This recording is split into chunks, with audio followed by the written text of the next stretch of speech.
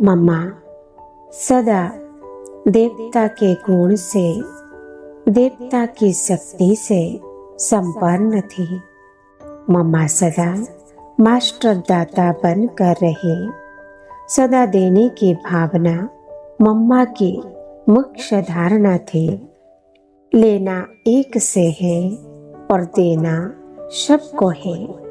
इसी गुण से वे देवता की शक्ति से संपन्न बनती गई।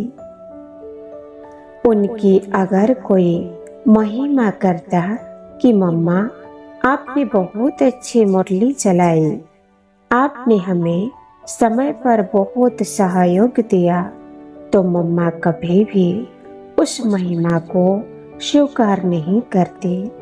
सदा कहती, प्रभु प्रसादी, मैं तो उनका प्रसाद बांट रही हूँ। इसी से उनकी वाणी में दिव्यता झलकती थी।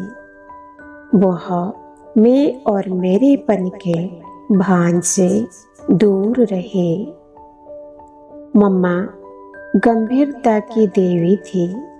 मम्मा का चित्त सदा शांत और गंभीर था। वे कभी बाह्य मुक्ता में नहीं आए। गंभीरता के गुण से उनका मन बुद्धि निर्मल स्वच्छ बन गया। उनके सामने जब कोई भी आता तो वे उसको फौरन परख लेते। परखने के कारण निर्णय करना भी सहज हो जाता। किसी की भावनाओं को यथार्थ समझने के लिए गंभीरता का गुण चाहिए, लेकिन गंभीरता में रमणीकता गायब न हो, चेहरा सीरियस न हो। सदा मुस्कुराते हुए हर एक के साथ व्यवहार में आना और अपने शांत पवित्र स्वधर्म में स्थित रहना, इसमें हम सबको मीठी मम्मा के समान बनना है। मम्मा का योग नहीं, एक ऐसी याद है जो अभूल है, जो मिटाए नहीं मिट सकती। भले जन्म बदल जाए, संबंध बदल जाए, चाहे दुनिया बदल जाए, परंतु ये याद की डोरी सदैव मम्मा बाबा को एक किए हुए हैं।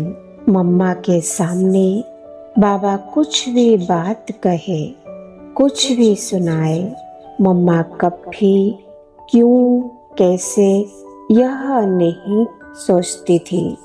सदा जी बाबा, हाँ जी बाबा कहती थी। इतना रिगार्ड था उनका बाबा के प्रति। बाबा के हर बोल पर मम्मा का अटूट विश्वास था।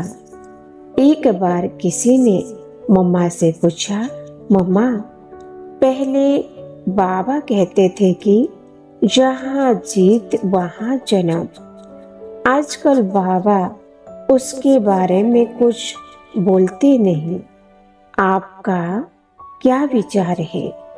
तब मम्मा बोली, मेरा विचार कहाँ से आ गया? जो बाबा ने कहा है वो ही हम सबका विचार है। मम्मा ने कभी अपनी बुद्धि का अभिमान नहीं दिखाया था। मम्मा ने कभी अपना शो दिखावा नहीं किया। वह कितनी सेवा करती थी, लेकिन कभी अपने मुंह से कहा ही नहीं कि मैंने इतनी सेवा की। मम्मा 1.5 मास सेवा करके बेंगलुरु से पूना आई थी।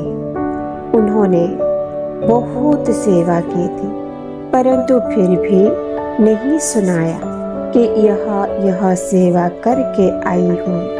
मम्मा ने अपने बारे में किए हुए कार्य के बारे में कभी दूसरों को नहीं बताती थी। वे जितना त्यागी थी, उतना ही वैरागी थी और उतना ही तपस्वी थी।